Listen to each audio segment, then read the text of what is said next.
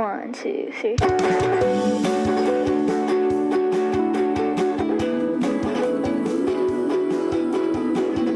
Say I've been through three dealerships at the same desk, and for 12 years. First year started out as BDC, and then sales from there on out, and never looked back. Greatest industry to be in, right? Yep. Um, Come a time where it just felt the air, and I've said this probably a bunch of people because everybody's like, what are you doing? You're leaving? What do you mean?" Right. And I'm like, just felt like the air was thick and needed a change, and it's and I think you might have said this. It just felt like the air, like what do you want to say? Like I wore up my welcome. Mm. Like somehow it just seems like things weren't going my way, possibly. We are in a really different era, changed like drastically, um, almost like overnight as far as pricing goes and leasing, because we're about 85% leasing in the Detroit area. Gotcha. So started a new dealership. Went just packed up, and that was pretty much it. Found another dealer, which I knew one person there. And you know, just a fresh start, making it my own, showing them what I can do after 12 years. Yeah. And you're a wealth of knowledge, and you're at a part of your life, Jared, where you're not a kid. You want the biggest and the best that you can get each and every paycheck. So it's not like you're going there to goof off and, I want to find a dealership that's more lax or anything. You want to find a dealership, and we talked about this on our phone call, that didn't feel like a bottleneck because it seemed like your talent level was this much, and your previous dealership that you just left, their talent level might have been here, their process, their procedures, their professionalism, all their departments working together. So you have Jared's talent here getting squeezed into this bottleneck, which is not a good feeling when you can't trust the dealership you work at to be at the same level as you or professional level, or it's almost an embarrassment after a while. But when you're new there, you don't know any better because you just started there. This is how the car business is. And then I feel like you truly outgrew that dealership. Like you are ready to move on to the greener grass, and I feel like you found it. And now you can be at a place where, okay, now Jared's talent's here, 800 points of talent, but now you have a dealership that has no bottleneck. So now you can expand out. And just for everyone that's watching, this is Jared Owen, second time doing a podcast episode, a training session, and two timers, three timers, four timers in the one-on-ones are the type of people that are actually going to be managers. They're going to be in finance. They're going to be next GMs. It's so neat hearing listeners, Jared, like you that are learning, but you're moving up. You're not just stagnant. And you might have felt stagnant the last few months, but we're going to change that. I promise you that. And you have greatness in you. It's in you. Thank you, thank you. Yep, absolutely. We just need to get it out of you, and get that lion out of you that can roar and destroy and eat and conquer. Um, so, do you have any questions for me before we get started, or do you want to say anything else? Um, would like to say the next dealership, they could also be a bottleneck as well. However, there isn't any expectations. They don't know how I can perform or how I am, or what I'm going to do. So it could be a little standoffish for them, not, maybe I'm not as approachable as, and it depends on personalities too. Everybody's getting used to you and vice Yeah. versa, things like that. But I'm going into it with a completely different mindset than more of a confident mindset than when I first started. Yes. So Yes. now it's kind of like make it my own. Um, Yep. it's a completely different feeling. It's interesting. So um, it's daunting because it is a lot farther away. Um, I wasn't going to seek for, more money or benefits or people buying me to another dealer. And literally needed a whole new change. I mean, I'm doubling my gas, I'm doubling my miles, and I just want to do something. And I want to go in with a goal of, um, I mean, I'm 51 now, probably have another 15, 20 years in me, I think, in the industry.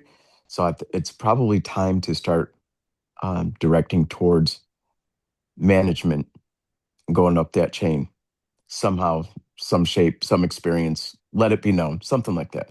Yeah, well, you don't look 51. You would have fooled me. You look Oh, younger than that thank for you. sure. You age well on the East Thank you. Coast. Um, yeah, so going to a new dealership, it is daunting, especially when you've been in a comfort zone for 12 years at a dealership that you kind of were raised in the car business with, you're at.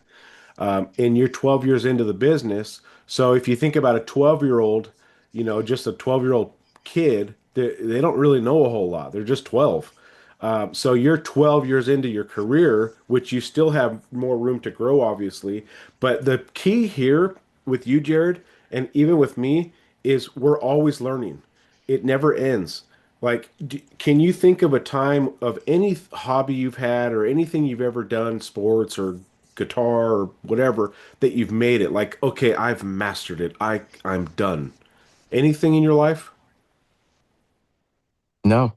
Nothing. I mean, Oh, that's why professional basketball players practice every day. That's why football players practice. Tiger Woods still has to practice. All these sports figures, these sales people, these whatever industry you're in, you always have to practice. So yep. you're 12 years into practice. It's like a doctor's office. It's called a practice because they're still practicing to get better too. So if you can acknowledge that and know that, okay, I'm 12 years old into this car business and and you mentioned it, 15, 20 more years to go. Let's make those 15, 20 years the most valuable and the most profitable 15, 20 years. And you have to do it by learning, training every single day. You can't let yourself get stagnant. And here we are doing this one-on-one, and I'm very proud of you. And it's awesome to meet like-minded people. I know I've said this in my podcast a Yeah. lot, but I also like telling people when they've hired me, thank you for not only the business, but I like having a group of people in my circle that are all trying to get to the same level, and that's trying to be perfect. May not be able to reach it, but we're trying. So, Jared, it's Right. it's nice having you in my circle. Same Um, thing. And the thing is, there's a lot of people, there's a ton of people that will just be stagnant and they're okay with that.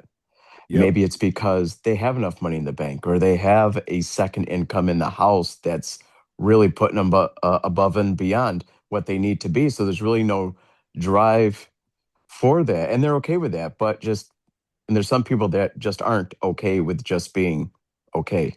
And yeah. that's me.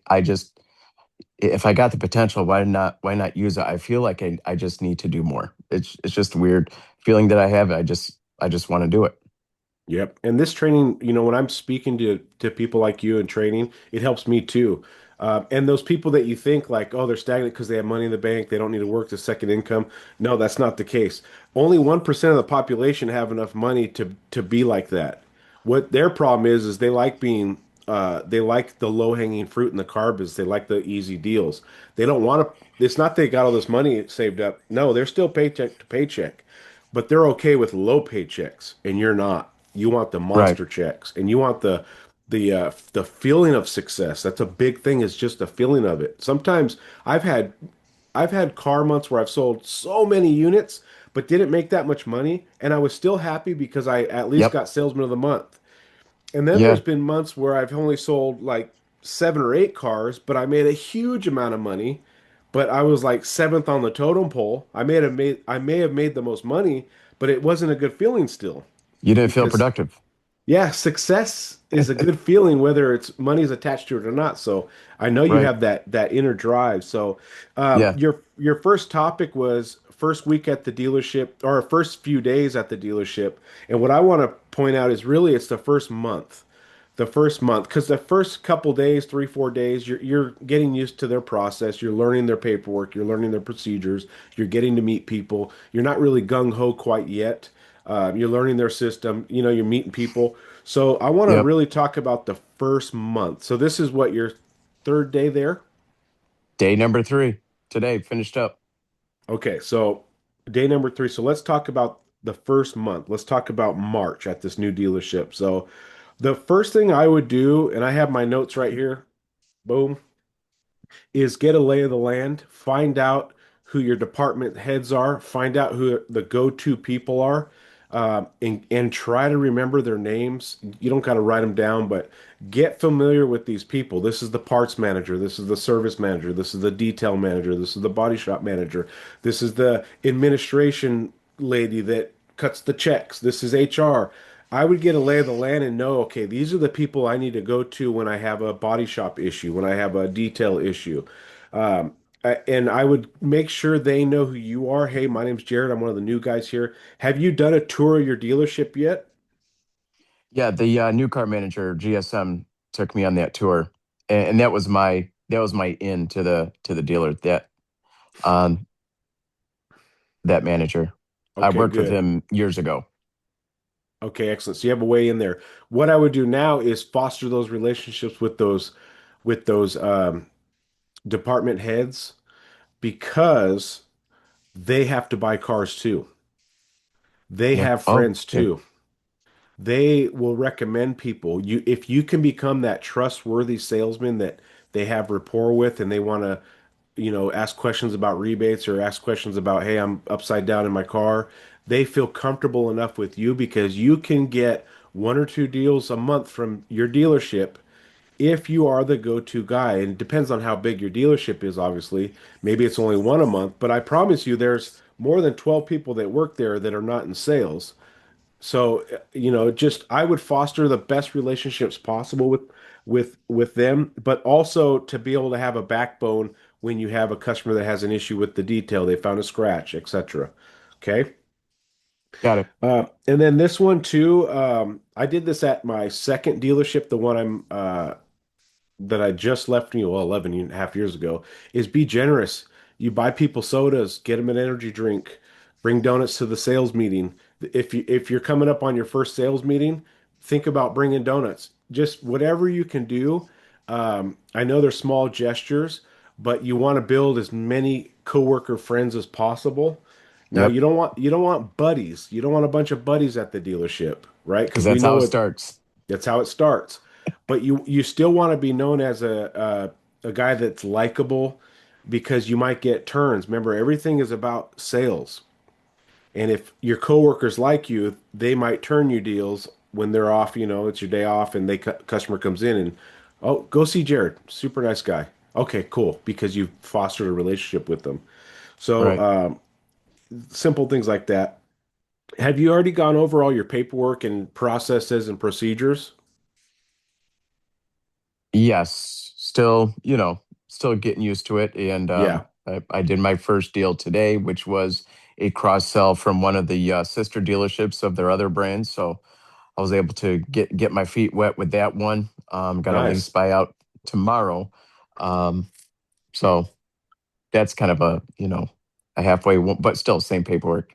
Yeah, you just make sure you learn their process where where they're happy with it. Because a lot of times when we have new hires from other dealerships, they want to change our dealerships. Like, you know what I mean? They come in, well, we did it this way. We did it this way. Oh, why don't you guys do it this way? Dude, keep that out of your vocabulary. I'm trying. I'm Do your trying. best. And if Yep. you think it, don't say it. It's the worst possible thing to say because the Yeah. managers, this is all managers think. Then why didn't you stay there? If you liked it so much, why didn't you stay there? Right. Right? The Yep. the dealership you went to has been established. They're successful with or without you. You don't need to go in there and tell them anything about another dealership. Just keep it to yourself and keep those words out of your mouth. And just even if their process seems a little like caveman versus something that your previous dealership did, just Yep. embrace it. You know what I mean? Don't try to Yeah. change it. You can change it when you get to that next level. But it sounds like you're working on processes. You've already got a tour. And then the next thing too would be to blast on social media where you work. Have you let everyone know in your contact list where you work yet? Not quite yet. I wanted to give a little bit of cushion first. Just want to get settled in a little bit. Fair enough. Maybe next week, being, week into it. Fair enough. Yeah, just have a strategic plan of, okay, I'm going to let friends know, family know, and then I'm going to start reaching out to my contact list of, whoever bought cars from me in the past that maybe I still have a relationship with that, because every once in a while you have those customers that are like, we're more than a a business transaction now. Like I could go over to the guy's house and have a barbecue with them. Yeah, you're like Get friends now. I mean, Yes, truly. some of my best friends outside of the car business have been customers. Um, so I would reach out to them and say, "Hey, just letting you know, I'm over here now," and then start blasting on social media. This is Jared. Boom, boom, boom. This is where I'm at. Come see me. I got lease buyouts. I can help with negative equity, and really paint a picture that you're the go-to guy at that dealership, and you'll start seeing immediate success. But the key is to get your name out there, get the word out there. I mean, it's stuff you already know. Obviously, you're given a little bit of time, but just hammer it down. Because your first month in the car business, it's kind of like, am I going to get ups? Am I going to get leads? How is this going to go? I still need to make a paycheck. Uh, but that's where those previous contacts, previous sold, family, friends, who people from church, just get a hold of everybody, make sure they know where you work. And then Yes. the other one, and I know you know this, is grind on any internet lead that you can get because that's you're walking traffic right now until you can start taking ups and start building a book of business. Um, I told a previous one-on-one person that he didn't want to be on the podcast, but I told him if you get an internet lead, I want you to start pretending you just handed over $100 for that lead. You just put on the table $100 out of your wallet for that lead instead of it being a task now, like, oh, I got to call this internet lead. Let me see. Oh, they didn't have good notes. They didn't pick out a vehicle. You're going to talk to that lead like no other because you just spent $100 on them. Hey, Bill, this is Kyle over at da da da da Motors. How are you doing? I mean, everything about you is going to be, I need to set this appointment because nowadays, and you probably know this, a lot of CRM systems record the conversation. Then the managers can listen to it. And then it escalates to the GM. And if they start finding out, oh my gosh, Jared is amazing on the phone. He treats these customers like he paid for that lead. Guess what's going to happen? You're going to start getting more leads. Yeah. When there's a such thing as favoritism in the car business, we all don't like it. But there's a reason why there's favoritism is because those people that are getting favoritism have probably earned it in some way. Yeah. You know what I mean? So Yep. if you're a killer on the phone and you're a killer at setting appointments, you're probably going to start getting more leads. And they don't know how you are on the phone. They don't know how your past maybe faults or defects of the car business. All they know is they got a clean slate in front of them, and this is your opportunity to show them. I take every lead extremely serious, like I just paid $100 for it. And that's ownership mentality. And that's like I'm a partner in the dealership, not an employee in the dealership. Right. And we'll pause just for a second there because it is a different process. The deal that I came from was that way. The internet leads were round robin, unvetted, and all of us salespeople got each internet lead that was coming in. This one is totally different. They have a team, a BDC team that actually accepts all of those, and they take it until they make an appointment to get people to come in, and then they ask for a specific person, and then that person assigns a salesperson, usually the salesperson that greets them, and then they take it from there. Gotcha. Okay, now not to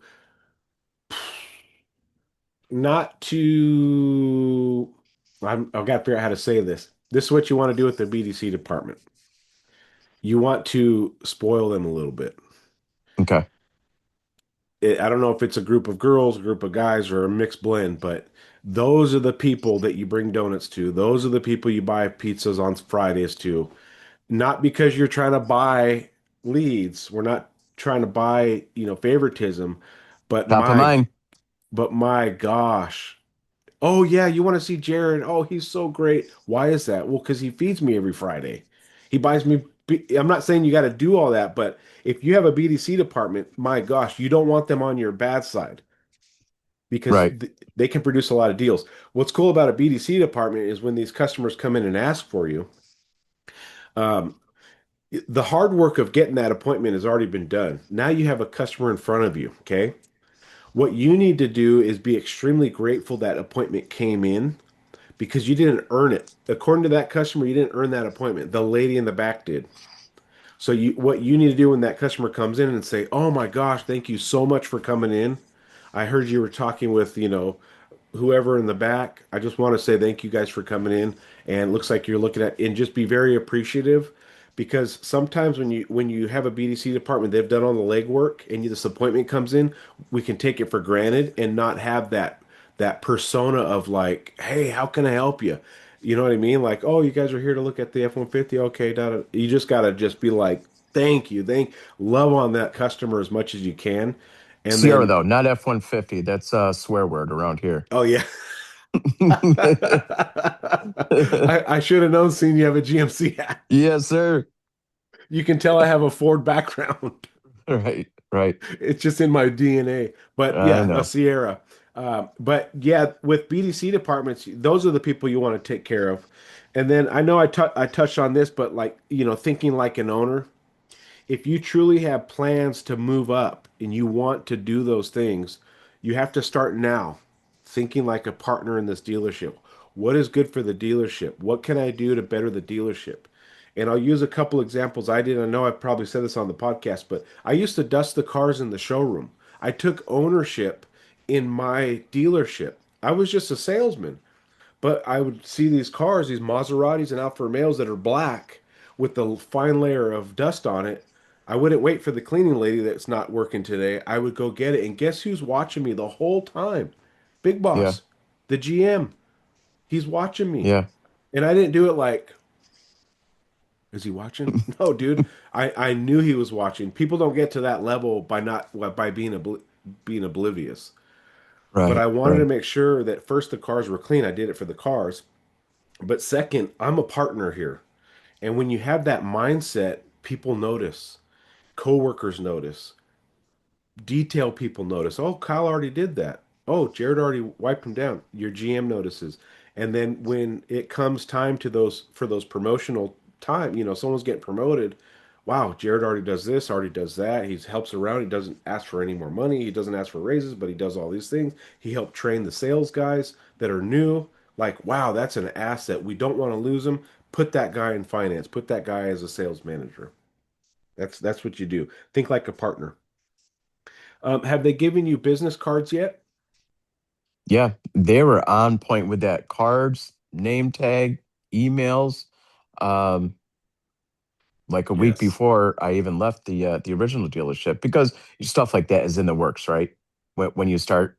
So, yeah, That it was tells me a already lot about there. that dealership. That tells me a lot about it. If you show up Yep. and you have a name tag and business cards, they are Yep. on it. That's the kind of place that you want to work at because they already see value in you before you even started. Here's your name tag. Do they have an HR department? Yes. Okay. No one really likes HR. uh, because they took the fun out of the car business.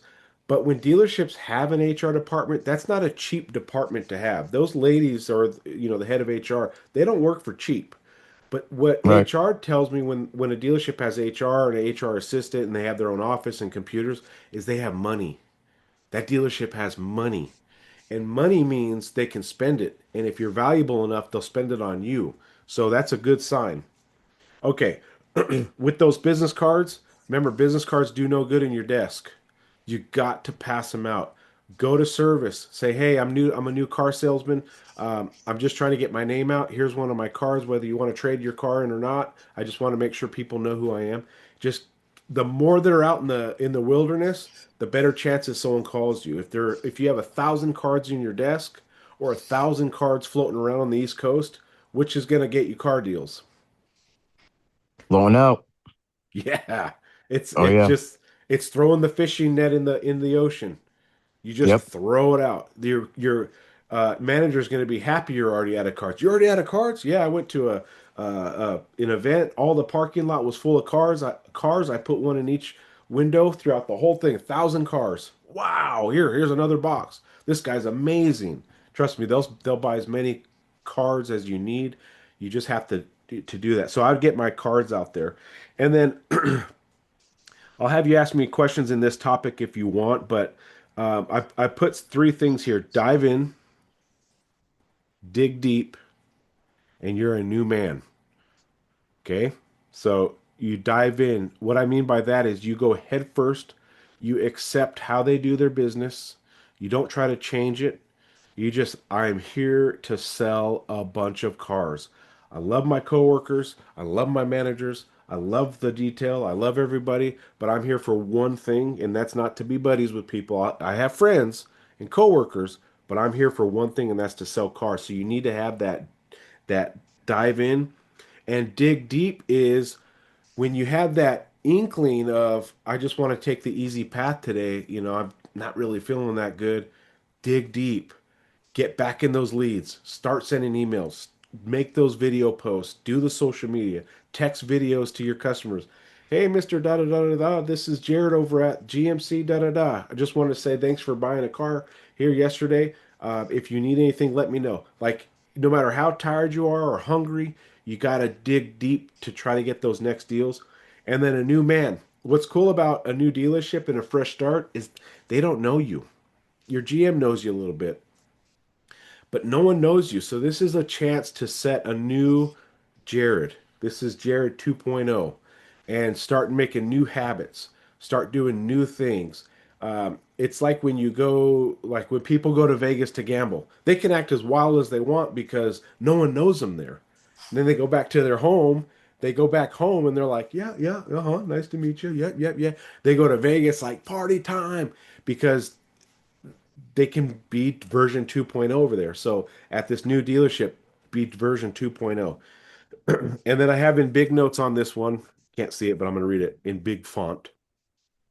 You want to establish that you are a true professional with zero weak points. You want to be reliable, professional, kind, skillful, humble, precise, honest, and generous.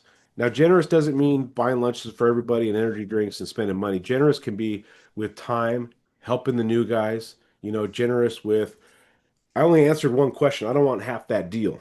You know what I mean? Those little things.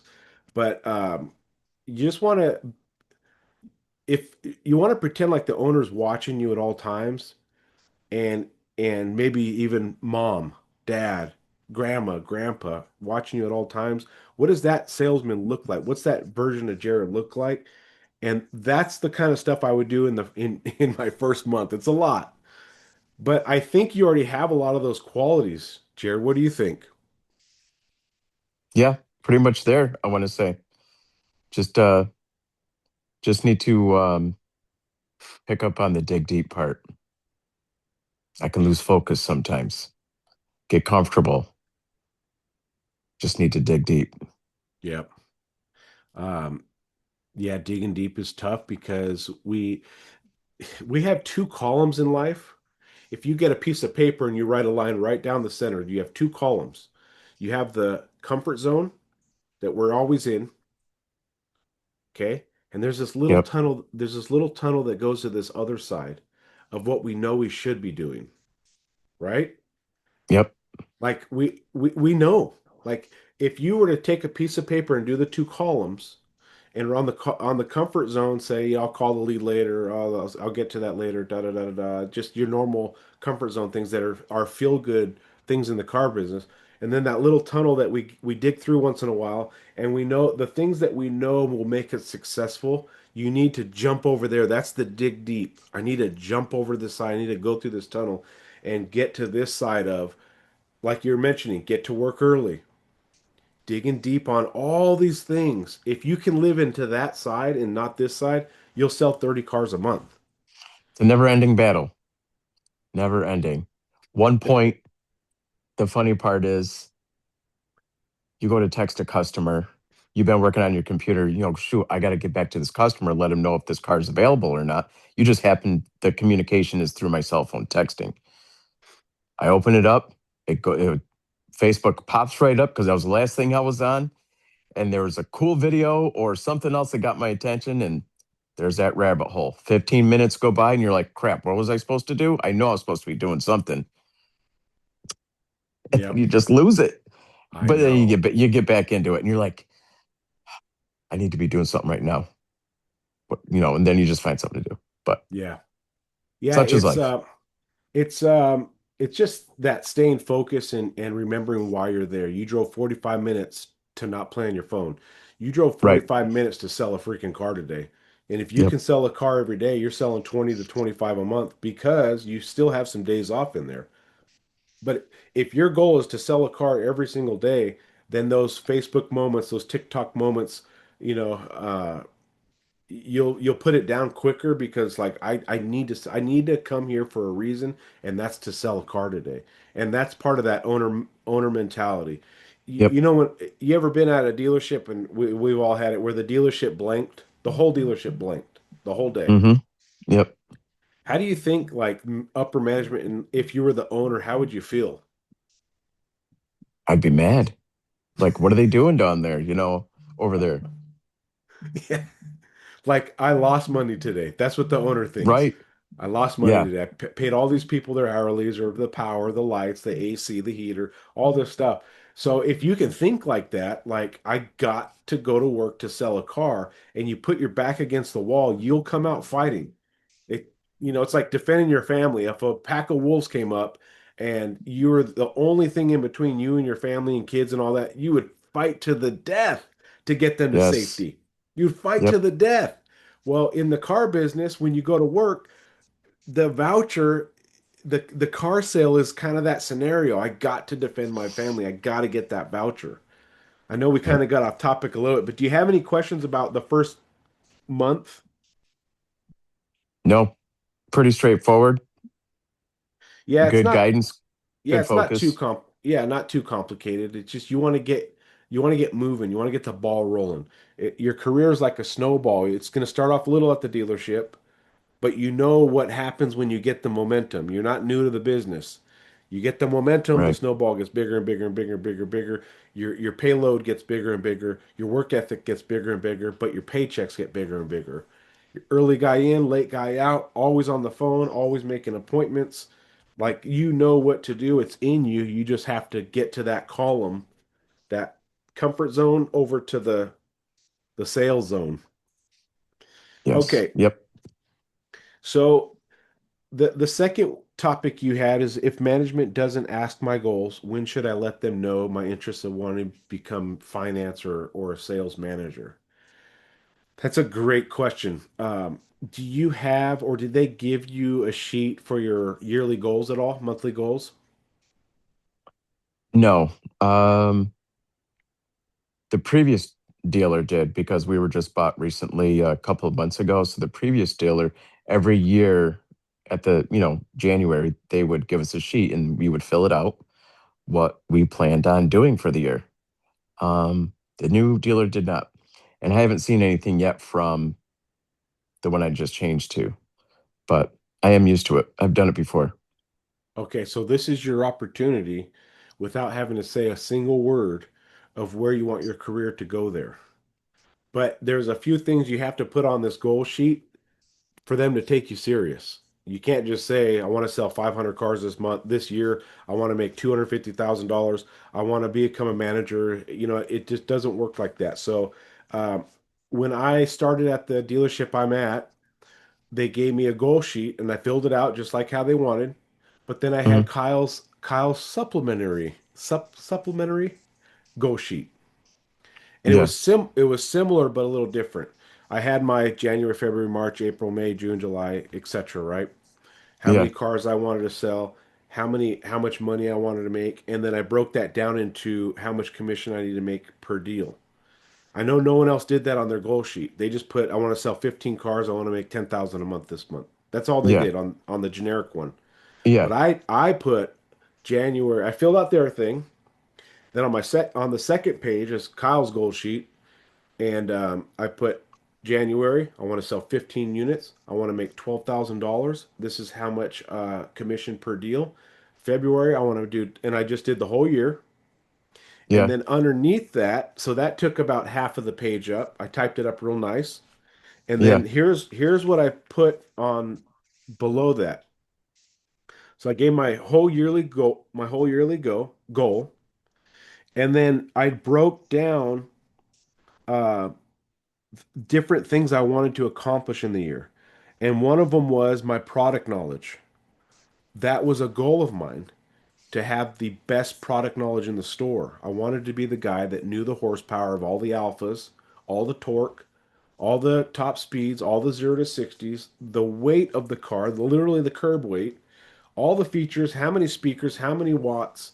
I wanted to have all that information in here, and I put that on my goal sheet. I want to be the number one guy in product knowledge. No one writes that on a goal sheet. Do you want to know why they don't write on the goal sheet? I'll let you guess. They just didn't think of it. They're not thinking outside the box like you. Well, that could be too, but let's say they thought about it. It takes work. It's Yeah, more work. It's more headaches. It's more struggling. It's more this. It's more that. But guess who had the most half deals on the new cars? Kyle Galas. you. And I bet you're the one in training that would take notes rather than just fast forwarding the video Yes, training. I wrote That's them that's down. the difference. The ones that don't write down those product goals are the ones that fast forward or get up from their desk to do something else while the video's playing, you know. Exactly. Exactly. So you're at a dealership that hasn't given you a goal sheet, so this is your opportunity to do this. So you're going to break it down month by month, unit by unit, dollar per dollar, and then underneath, I want to be, you don't have to use the product knowledge, that's just what I did. But I Yeah. wanted this dealership because this is Kyle 2.0. They didn't know the goofy Kyle from the Ford store, the Kyle that showed up late, the Kyle that left early, the Kyle that disappeared for hour and a half lunch. They didn't know that guy with the raw talent. All they knew now is this new Kyle. And this new Kyle was doing some different things because the new Kyle wanted to be taken seriously now. I was finally in my 30s. I wanted to be taken seriously. So I put on their number one in product and I got the most half deals out of it.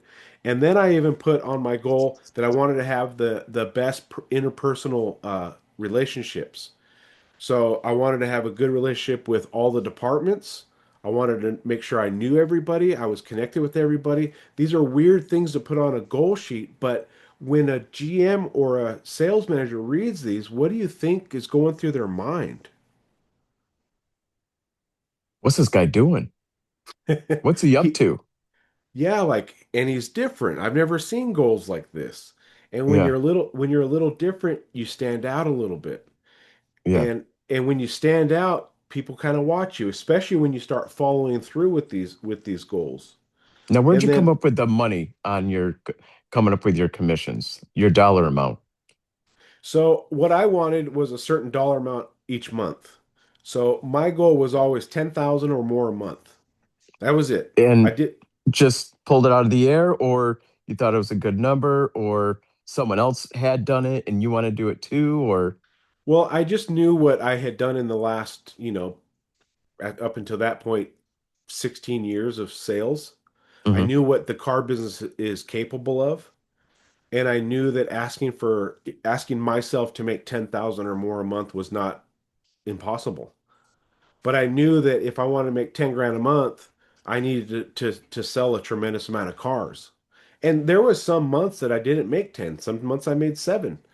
But Mhm. the next month I made 13.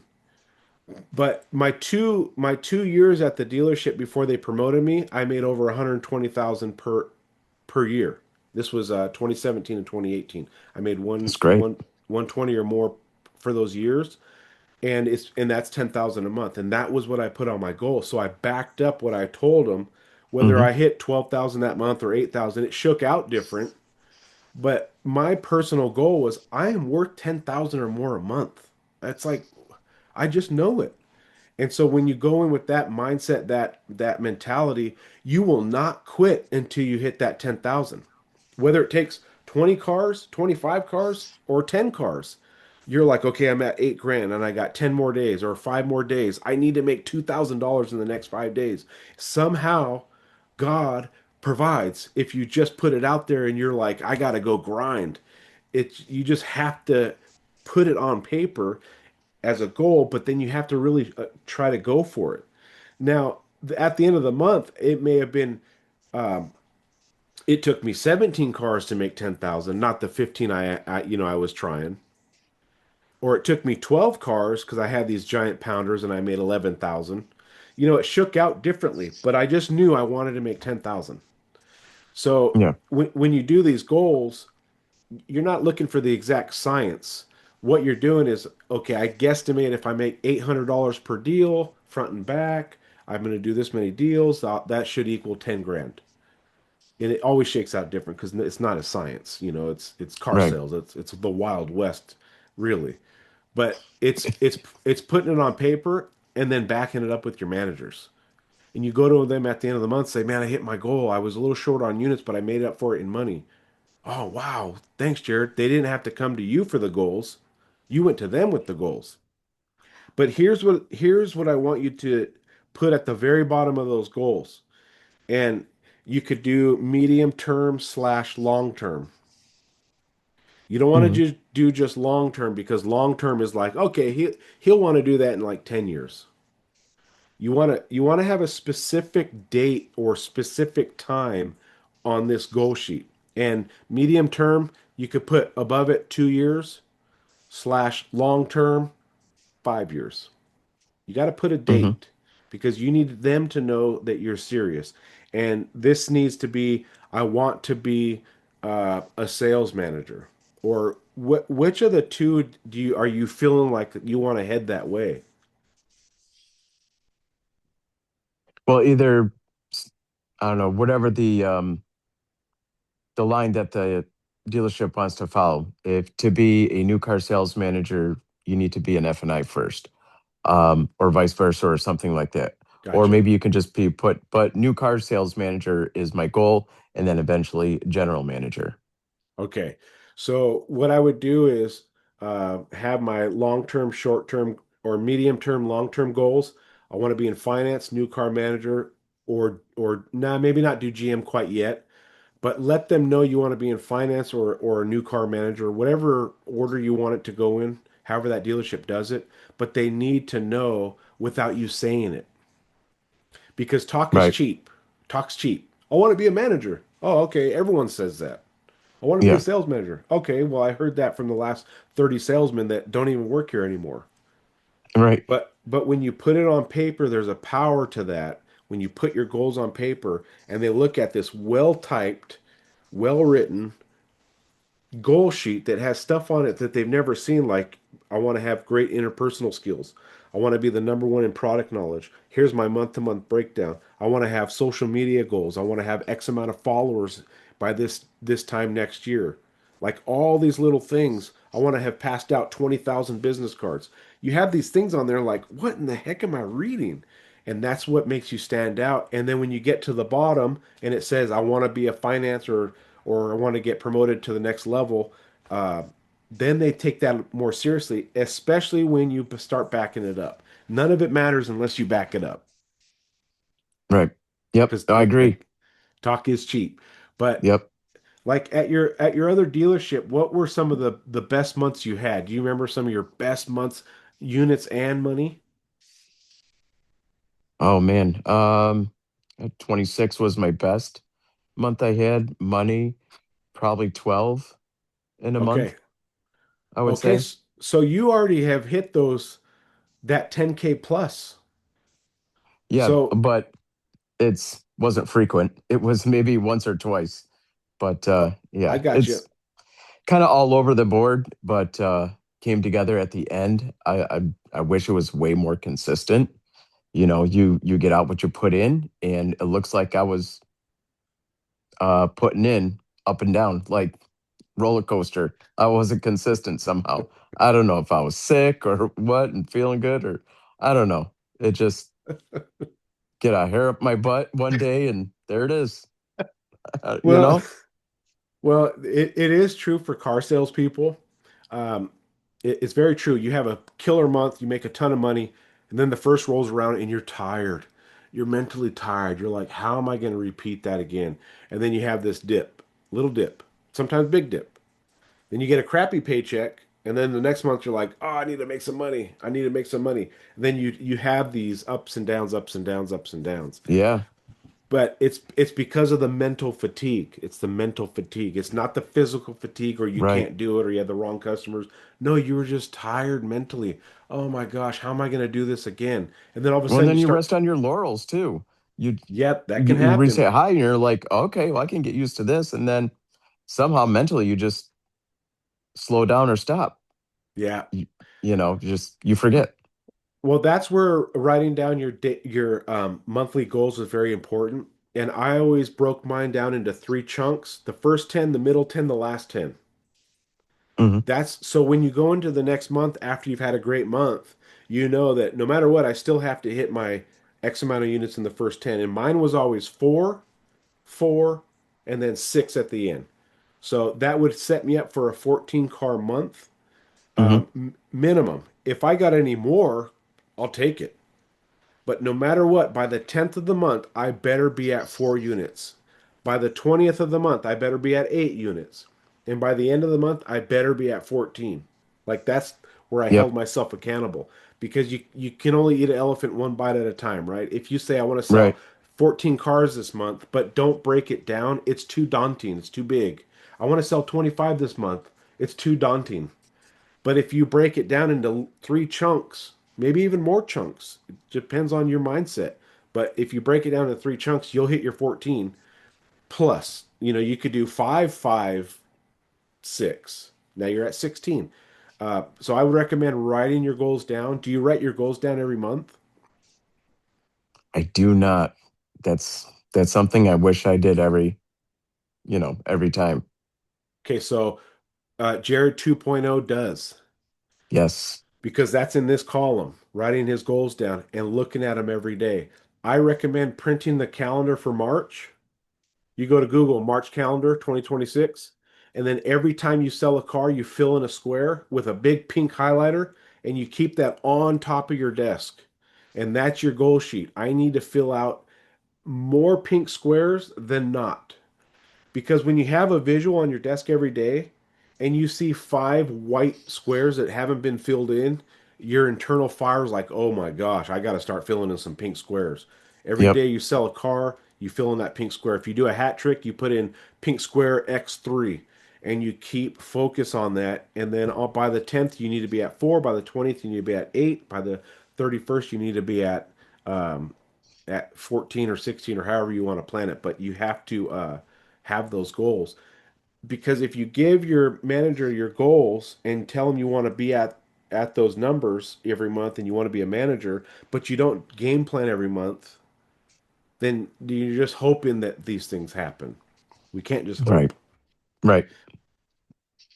And I know that you want to grind in the next 15, 20 years because that's what you said. And how much money can Jared make in the next 15 or 20 years? He can make a couple $1 million minimum. Yeah. It's weird to say and think. Well, and a couple million nowadays is like nothing. It's like, oh my gosh, how much do I have to make to retire? Right. I don't think I'd probably ever retire. I'd be too bored. I had a buddy just retired. He found out he has cancer after he retired. I'm like, you should have just stayed working. Should have just stayed working. Oh man. Um, Exactly. I I know we still got about 10 minutes, but do you have anything else you want to ask or anything you want to cover? No, I mean, I think that's pretty much it. Just wanted to it was almost kind of like an emergency meeting, you know? Yeah, Uh, we got big news, things, big shakeups happening. Um, just listening to your podcast, I know you've been through it. You're like 11 or 12 years into it, and you're like, I gotta go. I yeah. gotta do something different. I gotta go um, where I'm needed, where I can just to have a fresh start, where I can make a Man, difference, where I can do yeah, something. it's so true. Sometimes just a change of scenery is what we need. They call it I think a 7 or 8 year itch for being in business. People just, it's not that you don't want to work there anymore. It's just sometimes you just need something fresh. And Yeah. this is your opportunity, Jared, to be that 2.0 or Yep. 3.0 and make a huge difference. Yeah. And the last dealer, I did all those things. I was the guy picking up the litter out of the lot as I didn't step over. I picked it up.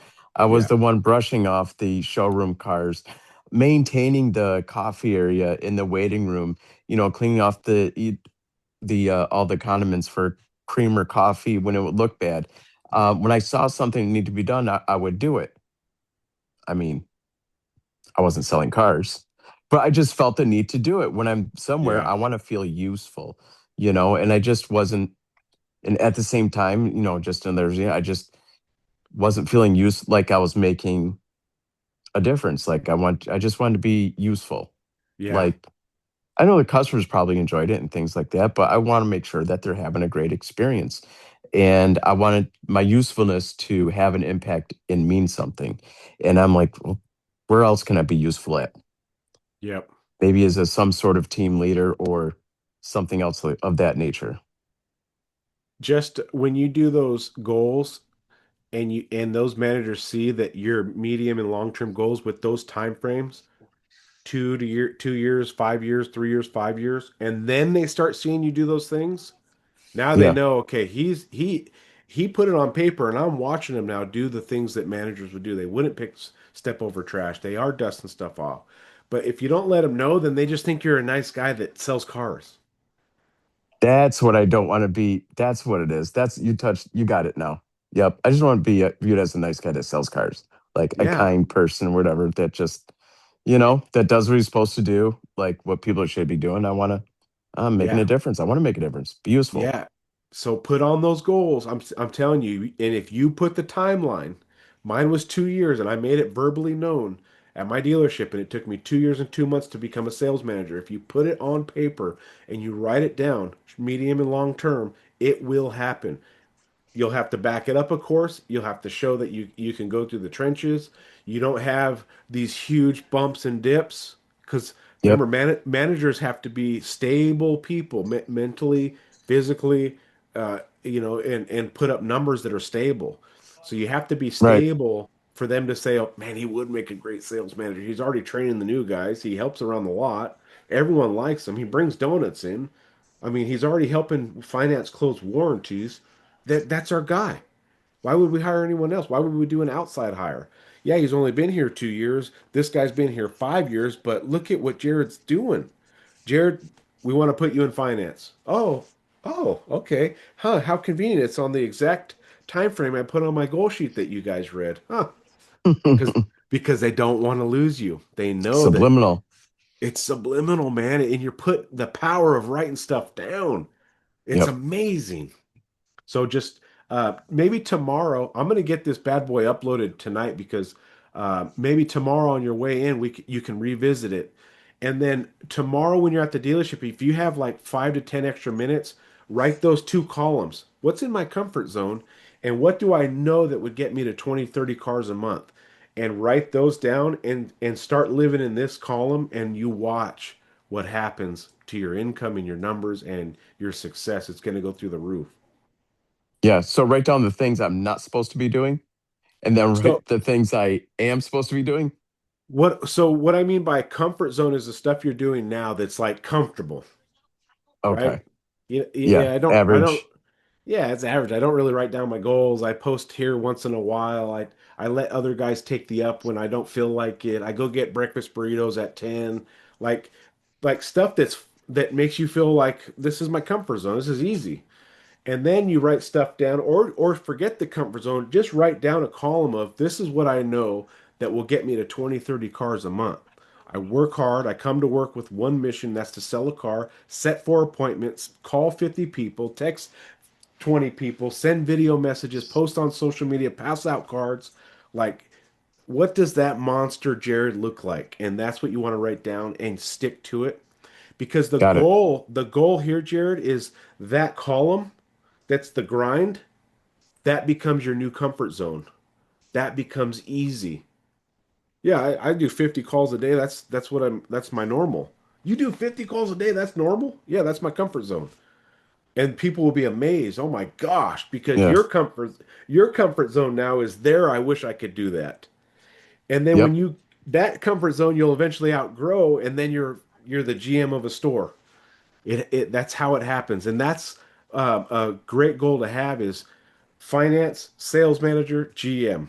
It's amazing trajectory. Yeah. Hmm. Yeah. Jared, it's always a No, it was pleasure. great.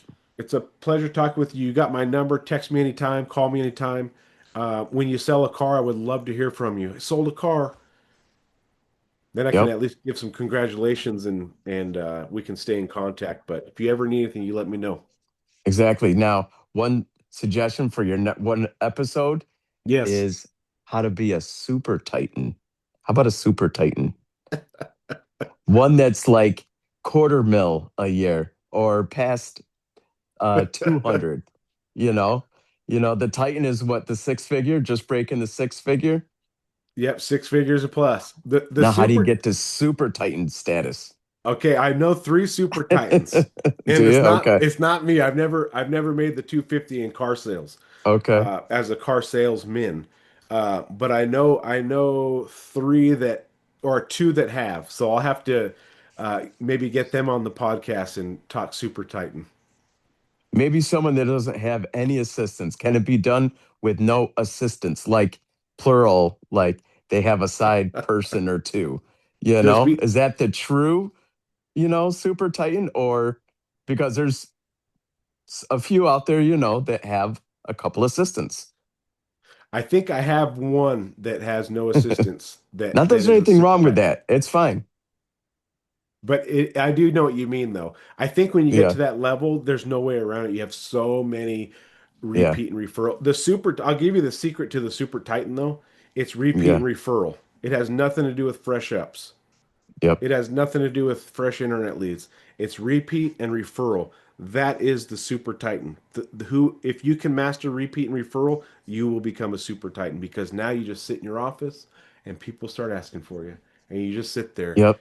It's like an interest. It's like a compound interest. That's how Yep. it works for Super Titans. Yep. No I'll negotiations. The payment is what it is. You're shaking hands and handing them the keys. Yes, and Next. yep, they're just happy to get to work with you. Yeah. They're like, oh, these guys like this guy sells 500 a year. I'm just happy I can fit in his schedule. All right, here's your pencil. Here's it.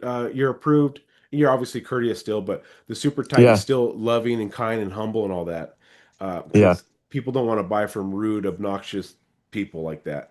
But the Super Titan is a person that you could give a hug to, meet their kids, and they sell 500 cars a year. I know one. I'll get him on the Yeah. podcast. Gotta get him. Guest speaker. Yeah. I'll just let him Cool. run the show. Yes. Absolutely. All right, Cool, Jared. man. I'll, Thank you I'll so get this much up. for everything. No problem. I appreciate the business, and we'll see you next time. All right. Take care. Good night.